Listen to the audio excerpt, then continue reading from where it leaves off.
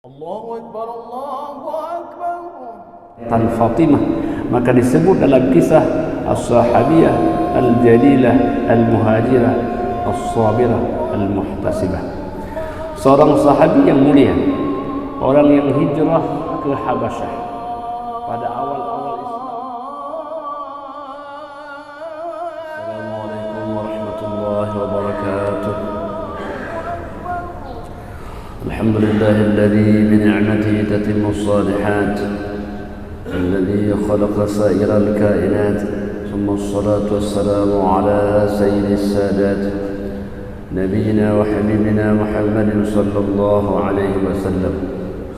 اللهم لا علم لنا إلا ما علمتنا، اللهم علمنا ما ينفعنا وانفعنا بما علمتنا، إنك أنت العزيز الحكيم. فقال جل شأنه في كتابه الكريم وهو أصدق القائلين وبهديه يهتدي المهتدون. أعوذ بالله من الشيطان الرجيم، بسم الله الرحمن الرحيم. وسارعوا إلى مغفرة من ربكم وجنة عرضها السماوات والأرض أعدت للمتقين.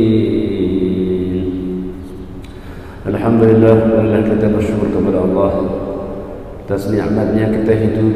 Dengan nikmat pula kita akan meninggalkan alam yang fana ini.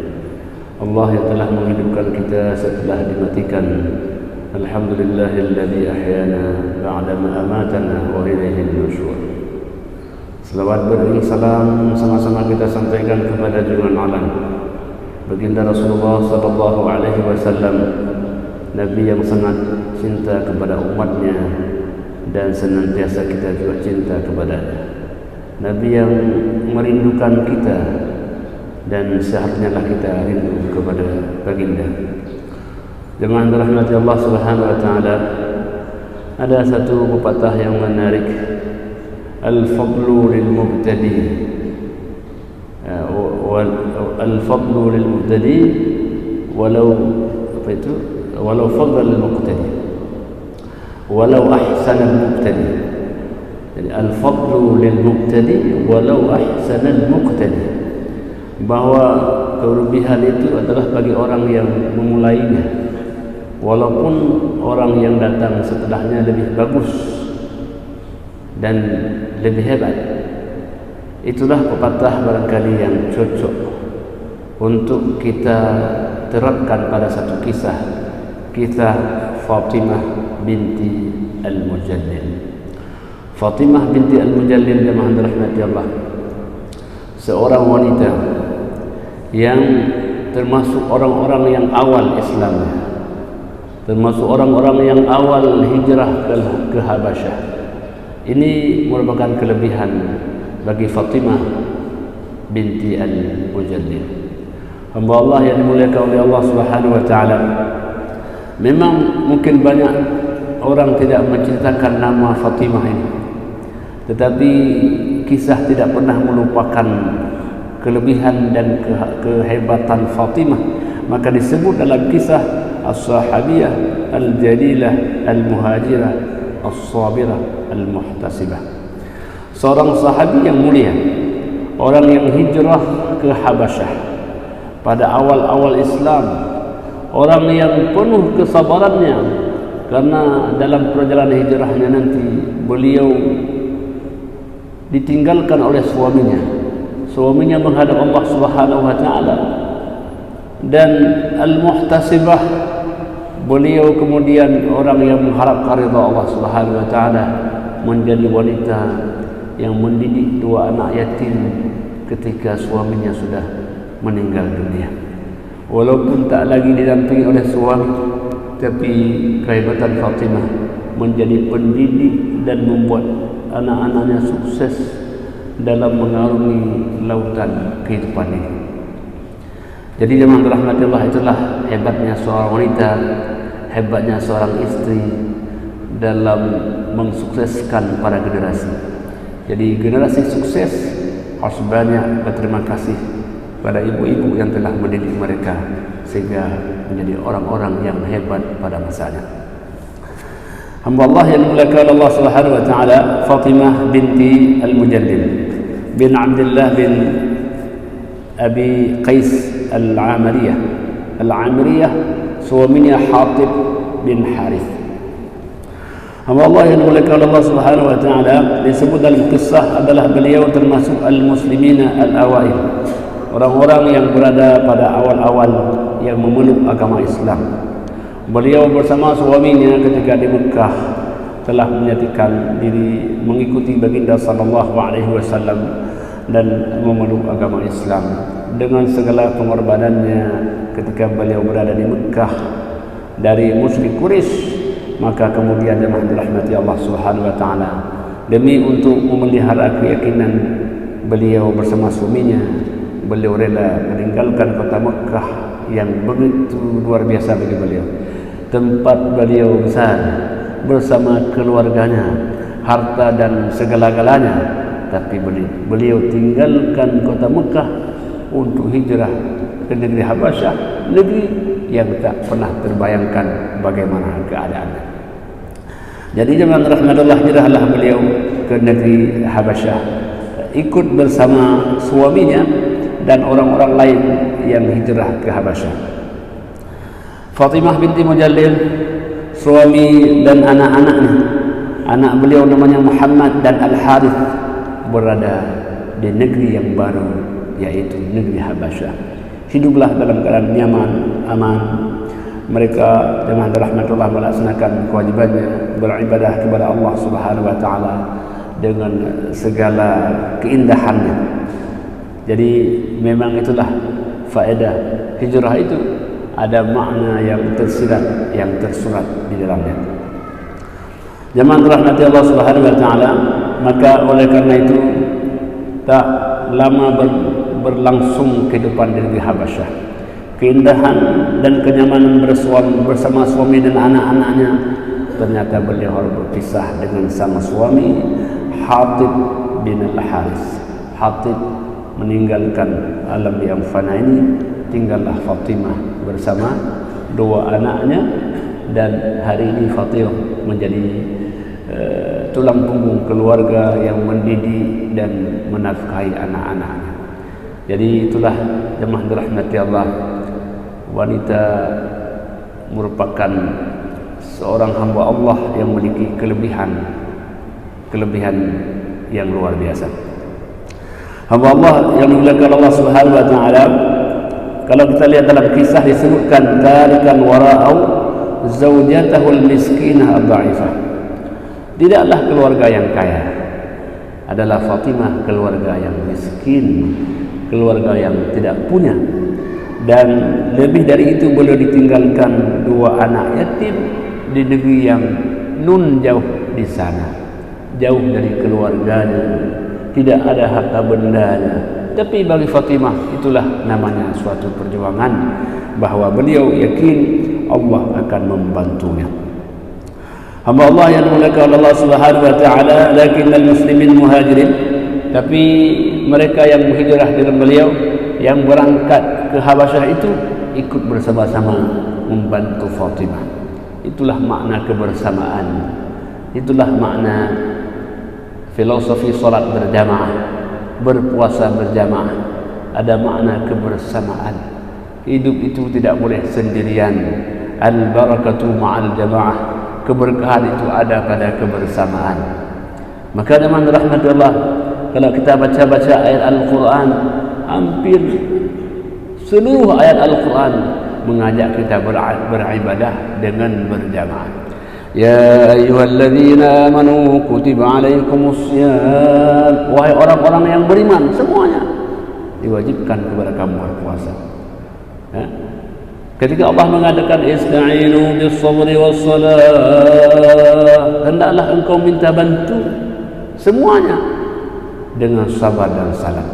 Jadi makna-makna kebersamaan itulah yang membuat yang berat menjadi ringan, yang jarak menjadi dekat, karena Allah Subhanahu wa taala membantu orang-orang yang hidup dengan bersama. Jadi oleh karena itu jemaah rahmati Allah, itulah konsep kaum muhajirin yang ada di kota Habasyah. hidup dengan berdampingan, wala tadabaru wala tabaghadu wa kunu ibadallahi ikhwana. Janganlah pernah saling membelakangi, janganlah pernah saling membenci, jadilah kalian hamba-hamba Allah yang saling bersaudara. Ya, indahnya suatu persaudaraan.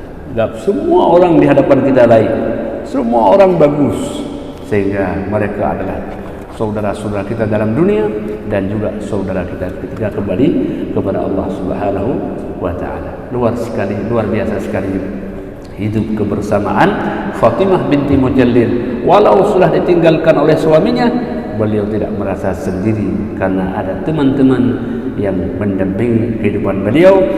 Jadi iltaqau haulaha wa 'awwadaha wa qaddamu laha kulla 'aunin wa musa'adatin. Mereka mendampinginya, mereka membantunya dengan segala apa yang dimiliki oleh teman-teman yang hadir bersama beliau.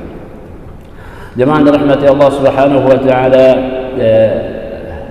ballat Fatimah radhiyallahu anha muqimatan fil Habasyah.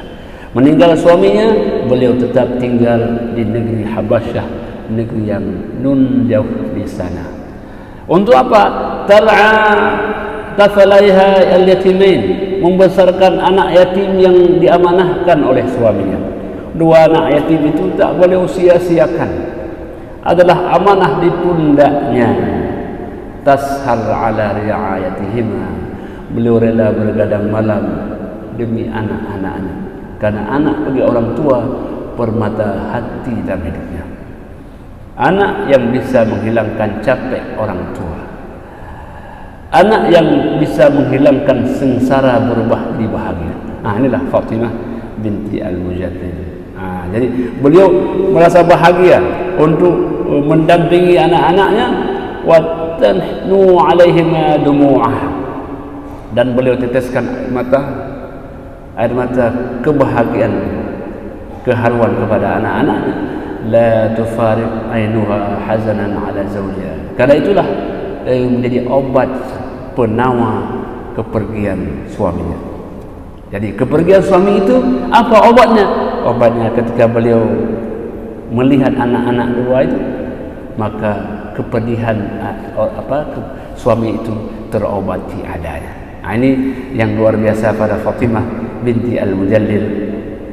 Wa balagha waladaha ashaddahuma wa akhadhu yas'ayani. Hari berlalu, bulan melewati, maka anak-anak pun jadi remaja dan sekarang sudah bisa mencari kehidupan, membantu ibunya. Maka kata orang, kalau kita tak mau capek-capek kepada anak waktu kecil, maka waktu dia besar dia akan membuat kita capek. Maka sekarang waktu dia kecil kita bersusah payah untuk dia, nanti pada waktu sudah dewasa dialah yang akan menyenangkan kita. Jadi itu jemaah rahmatullah filosofi kita hidup bersama keluarga. Hamba Allah yang dimuliakan Allah Subhanahu wa taala, dari negeri Habasyah banyak kemudian kaum muslimin hijrah ke kota Madinah Al-Munawwarah.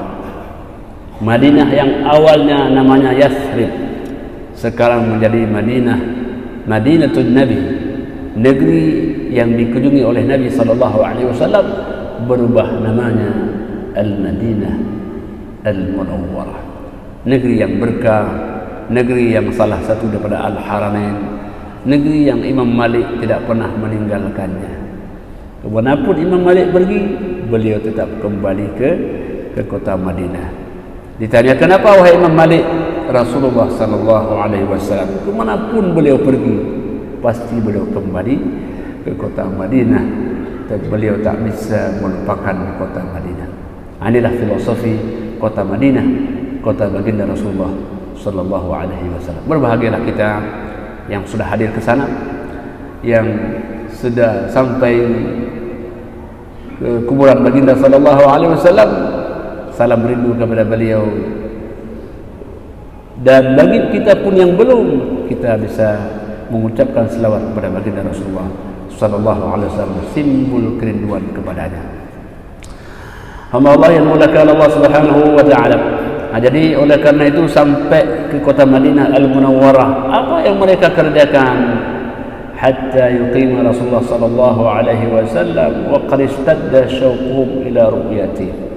Nabi tinggal di kota Madinah sekian lama, tapi orang-orang Habasyah mereka sangat merindukan baginda sallallahu alaihi wasallam, ingin mata memandang, kerinduan melihat Rasulullah sallallahu alaihi wasallam. Itulah kerinduan para sahabat. Jadi oleh karena itu teman-teman rahmatullah, para sahabat ini satu hari tak melihat Rasul seakan-akan setahun lamanya. Jadi itulah kehebatan Rasulullah sallallahu alaihi wasallam, kehebatan sahabat-sahabatnya. Jadi syauquhum, mereka sangat merindukan ila ru'yati, untuk menoleh wajah Rasulullah sallallahu alaihi wasallam, li'annahum lam yalqahu mundu sinin, sudah sekian lama tak pernah bertemu. Yes, itulah tanda orang baik. Tanda orang baik dirindukan oleh orang lain.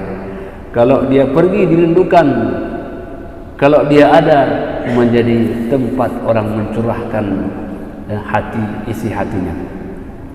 Waltaqu bi Rasulullah sallallahu alaihi wasallam fi sanah as-sabi'ah lil-hijrati, tahun ke-7 Hijriah barulah mereka bertemu dengan Rasulullah sallallahu alaihi wasallam.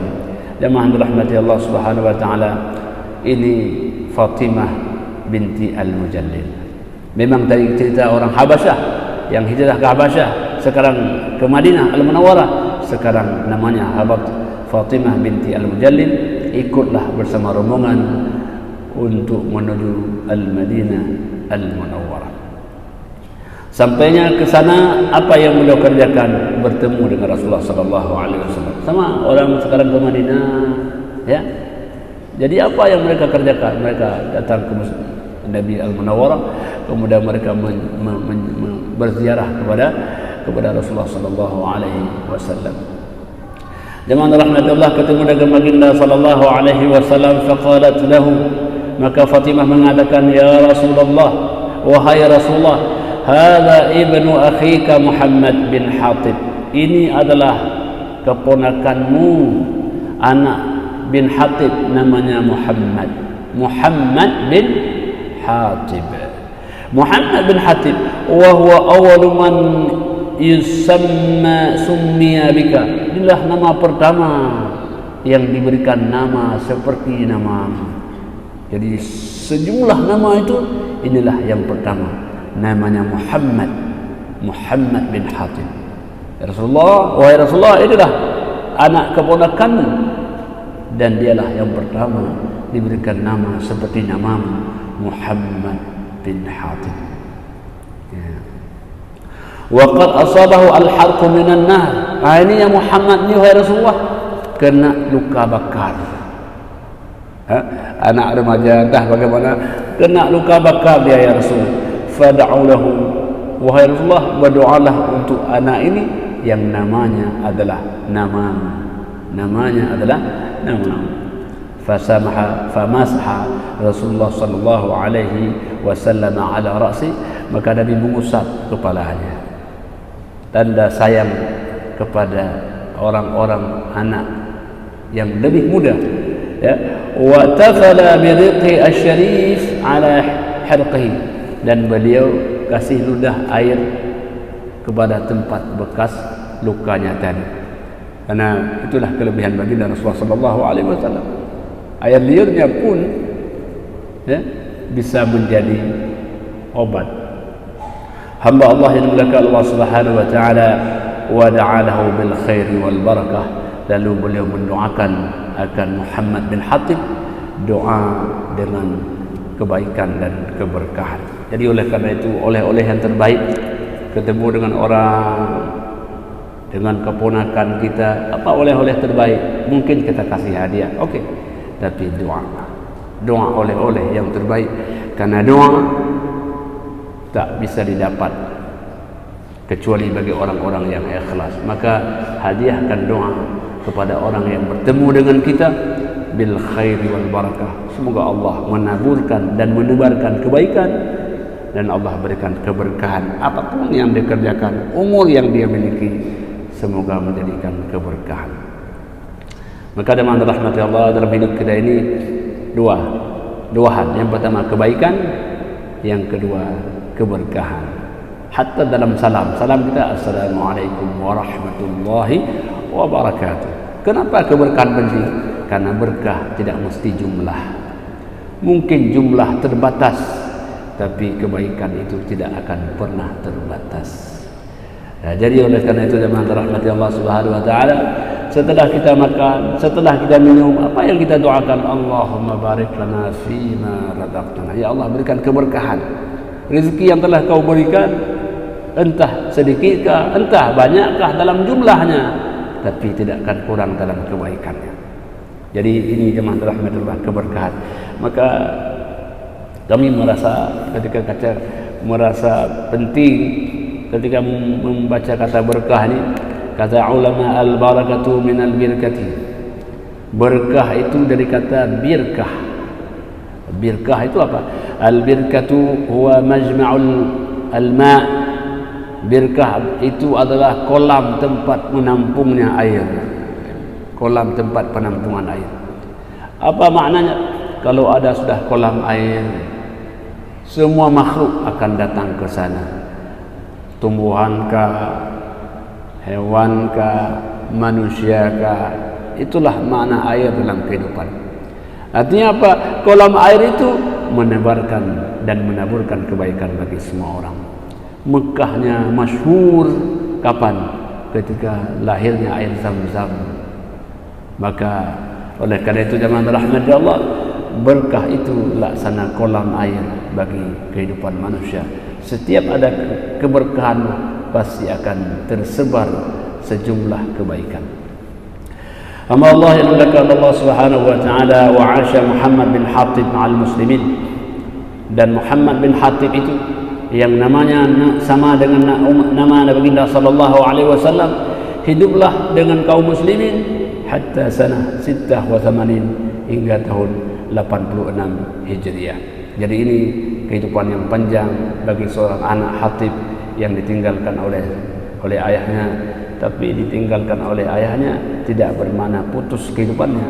Masih dia bisa mendapatkan pendidikan, masih bisa dia mendapatkan kehidupan, karena begitulah kehidupan waktu itu. Wa amma ibnuhu Az-Zalid, adapun anaknya yang kedua, Al-Haris bin Hatib. Namanya Haris bin Hatib. Satu namanya Muhammad, satu namanya Al-Haris. Nah, ini namanya sama dengan nama kakeknya. Nah, jadi ayahnya Hatib bin Haris. Anaknya anak Hatib, Haris bin Hatib bin Al-Haris. Kalau lihat cucunya, kayaknya lihat kakeknya. Begitulah, ada koneksitasnya. Kalau kita lihat Hasan dan Husain, seakan-akan kita lihat baginda Rasulullah sallallahu alaihi wasallam. Maka begitulah koneksitas antara anak, ayah dan cucu. Jadi kalau sudah ada ayah, rasa-rasanya ada anak. Kalau sudah ada anak, rasa-rasanya ada ayah. Hubungan yang tidak pernah terputus antara ayah, anak dan kakek dalam kehidupan. Amma Allah yadulaka Allah Subhanahu wa taala faqad aqama bil Madinatil Munawwarati. Hebatnya Al-Haris hidup di lingkungan Madinah Al-Munawwarah. Ya, jadi Madinah Al-Munawwarah, kota di mana Nabi sallallahu alaihi wasallam hidup, yang Imam Malik merujuk amal Ahl Madinah sebagai referensi dalam menetapkan fikihnya. Ma ashabi Rasulullah sallallahu alaihi wasallam, hidup bersama sahabat-sahabat Nabi sallallahu alaihi wasallam. Wasta'amalu Zubair waliyan ala Makkah, sehingga Zubair pernah mengangkatnya sebagai wali kota Makkah pada waktu itu tahun 66 Hijriah. Bayangkan seorang anak yang dulu adalah yatim sekarang menjadi orang yang adil, orang yang luar biasa karena kehebatan ibunya dalam mendidik anak-anaknya. Jadi ibu-ibu yang di belakang memiliki potensi yang besar untuk membesarkan anak-anak, besar jasadnya dan besar ruhnya, menjadi orang hebat di masa yang akan datang. Maka oleh karena itu, al-ummu al-madrasatul ula, ibu adalah sekolah pertama sebelum sekolah lainnya dimasuki oleh seorang anak. Kadang-kadang anak itu dari rumah kecil-kecil dah hafal Quran, ternyata ibunya. Kecil-kecil dah bisa membaca, ternyata ibunya. bahasanya santun baik, Masya Allah, ibunya. Jadi anak sering referensinya kepada ibu. Ibu adalah rujukan, the main reference of his life, referensi utama dalam kehidupannya. Jadi oleh karena itu, betapa baginda sallallahu alaihi wasallam memberikan perhatian yang besar kepada kaum perempuan, karena mereka adalah pendidik generasi di masa yang akan datang. Sehingga suatu hadis ketika Nabi ditanya, ya Rasulullah, ayyun nasi ahabbu an aburra, siapakah orang yang paling berhak saya berbuat baik kepadanya? Nabi mengatakan, ummuka, ummuka summa abuka, ibumu, kemudian baru ayah. 3/4 hak ibu yang ada pada anak, 1/4 hak ayah yang melekat pada sang anak. Memang seorang laki-laki pun menyadari betapa ibu mengandung, betapa ibu melahirkan.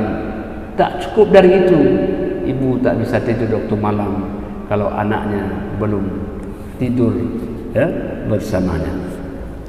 Hamba Allah yang dimuliakan oleh Allah Subhanahu wa taala, thumma kana ba'da 'amilan 'ala jabayatil amwal, diberikan amanah menjaga harta kaum muslimin dan seterusnya, dan demikian menjadi walian 'alal Madinah al-Munawwarah, beliau menjadi wali kota Madinah al-Munawwarah, dan seterusnya. Kehebatan anak Hatib bin Al-Haris bin Hatib.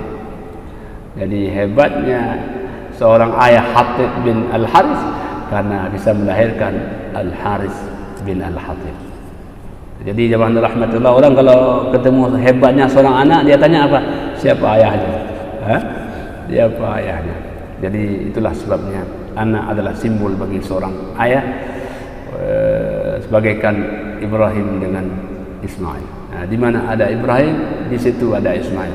Jadi orang kalau kisahkan hebat Ibrahim, tak boleh tertinggal namanya Ismail. Allah yang dimuliakan oleh Allah Subhanahu wa taala, semoga kita adalah orang-orang yang mendidik anak-anak kita dengan baik, karena mereka lah yang akan mengabadikan nama kita. Mungkin kita sudah pergi meninggalkan alam dunia, amal ibadah anak-anak kita mengalir kepada kita, tak kala kita tidur di sana tak bisa berbuat apa-apa. Wa rahimahullahu al-um al-muhajirah, semoga Allah menaburkan rahmat kepada ibu al-muhajirah, ibu as-sabirah, ibu yang luar biasa, namanya Fatimah bintu al-Mujallid. Fatimah bintu al-Mujallid, ya, beliau adalah seorang sahabiah yang sudah 1400 tahun yang lalu, tapi sifat beliau tentu pasti terukir pada ibu-ibu pada hari ini. Kesabarannya mendidik anaknya, menjadi penopang keluarganya, mensukseskan generasinya. Walaupun ini Fatimah sudah tiada, tapi sifat beliau tetap terwariskan pada ibu-ibu hari ini. Waradiya an zawjiha al-muhajir alladhi mata ghariban fi ardil Habasyah, dan beliau rida, dan semoga Allah pun meridai suaminya yang meninggal di tempat hijrahnya, bukan di kampung halamannya di negeri Al-Habasyah. Wa radhiyallahu an waladaiha al-muhajir, semoga Allah juga menaburkan ridha kepada dua anaknya Muhammad dan Al-Harith. Muhammad bin Hatib Al-Harith yang nama pertama dengan nama baginda Rasulullah sallallahu alaihi wasallam, dan Al-Haris adalah juga orang yang hebat yang menempati di antara mereka-mereka yang ada pada waktu itu. Wa nasha'a fil ardil hijrah, anaknya lahir dan kemudian mereka tumbuh berkembang di negeri hijrah. Wa zara mararatal yatim, dan kedua anaknya itu pernah merasakan pahitnya seorang anak yatim. Kalau hari lebaran orang panggil ayah, anak yatim hanya bisa panggil ibu. Jadi anak yatim bukan kurang hartanya, tapi kurang kasih sayangnya karena ayahnya sudah meninggal dunia. Nabi SAW kalau bertemu dengan anak yatim, beliau usap kepalanya. Kenapa? Karena semoga walaupun ayahnya sudah tiada, Nabi itulah ayahnya. Masya Allah, senangnya anak yatim karena dia sudah bisa panggil ayah kepada baginda sallallahu alaihi wasallam walaupun ayahnya sudah meninggal dunia. Bahagialah orang yang bisa menaungi anak yatim. Ana wa kafil yatimi kahataini fil jannah. Kata Nabi sallallahu alaihi wasallam, saya bersama orang yang memelihara anak yatim seperti ini dalam surga. Amal apa yang bisa mendekatkan kita dengan Nabi sallallahu alaihi wasallam yang seperti ini dalam surga? Amal apa? Orang yang memelihara anak yatim, mereka akan dekat dengan Nabi dalam surga yaumul mahsyar kala nanti. Jadi oleh karena itu, ibu-ibu yang mungkin ada anak yatimnya, semoga menjadi kesempatan untuk mendapatkan berdampingan dengan baginda Rasulullah sallallahu alaihi wasallam di yaumul mahsyar kala nanti. Allah yang dimuliakan oleh Allah Subhanahu wa taala, wa ummu al-ghurbah, ya, faradhiyallahu anhu wa alam al-ghurbah, dan berbagai macam dinamika lah dalam musafirnya, dalam perjalanannya jauh dari kampung halamannya. Semoga Allah Subhanahu wa taala menabur ridha kepada mereka semua yang telah memberikan contoh terbaik dalam kehidupan kita, karena mereka adalah seperti bintang-bintang di langit. Ashabi kan nujum wa ayyum muhtadaitum muhtadaitum, mereka adalah bintang-bintang yang memberikan sinar. Siapapun yang kau jadikan sebagai referensi, maka dapat menghantarkan engkau dalam kehidupan. Demikian yang dapat kami sampaikan, banyak kurang dari lebihnya, hanya kepada Allah sajalah kita akan kembali. Hadanallahu wa iyyakum ajma'in. Wassalamualaikum warahmatullahi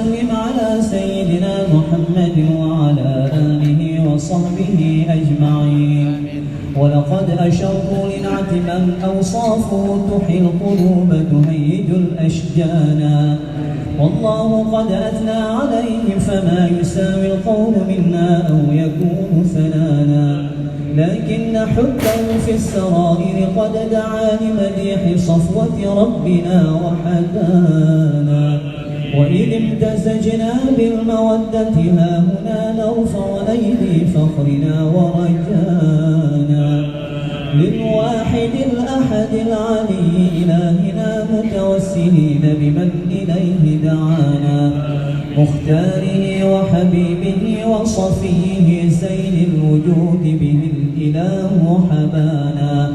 يا ربنا يا ربنا يا ربنا بالمصطفى اقبلنا أجب دعوانا، أنت لنا يا ذخرنا في هذه الدنيا وفي أخرانا، أصلح لنا الأحوال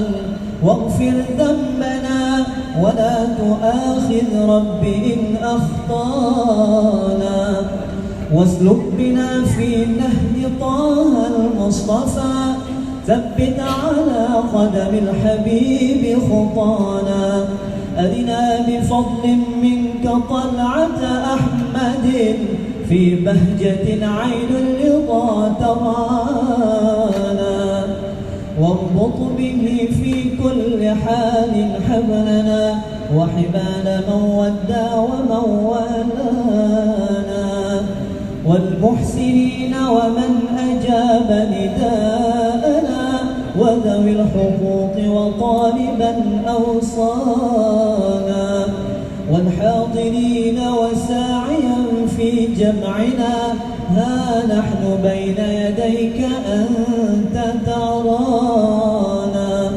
ولقد رجوناك فحقق سؤلنا واسمع بفضلك يا سميع دعانا وانصر بنا سنة طه في بقاع الأرض وقمع كل من عادانا وانظر إلينا واسقنا كأس الهنا واشفي وعاف عاجلا مرضانا واقضي لنا الحاجات وأحسن ختمنا عند الممات وأصلح عقبانا يا ربي واجمعنا وأحبابا لنا في ذلك الفردوس يا رجوانا يا ربي واجمعنا وأحبابا لنا في ذلك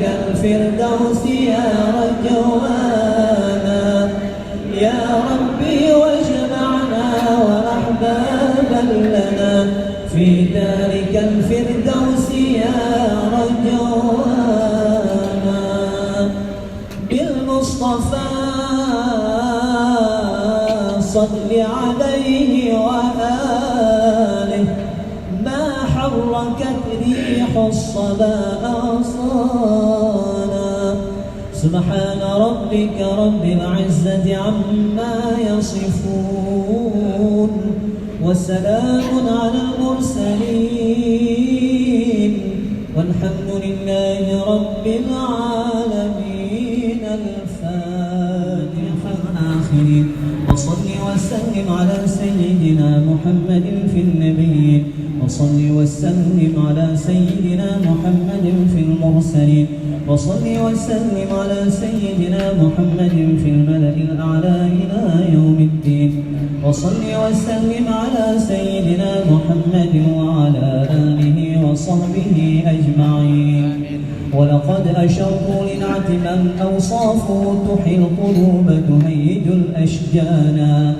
والله قد أثنى عليه فما يساوي القول منا أو يكون ثنانا لكن حبه في السرائر قد دعا لمديح صفوة ربنا وحدانا وإذ امتزجنا بالمودة ها هنا نرفع أيدي فخرنا ورجانا للواحد الأحد العلي إلهنا متوسلين بمن إليه دعانا مختاره وحبيبه وصفيه زين الوجود به الإله حبانا يا ربنا يا ربنا يا ربنا بالمصطفى اقبلنا أجب دعوانا أنت لنا يا ذخرنا في هذه الدنيا وفي أخرانا أصلح لنا الأحوال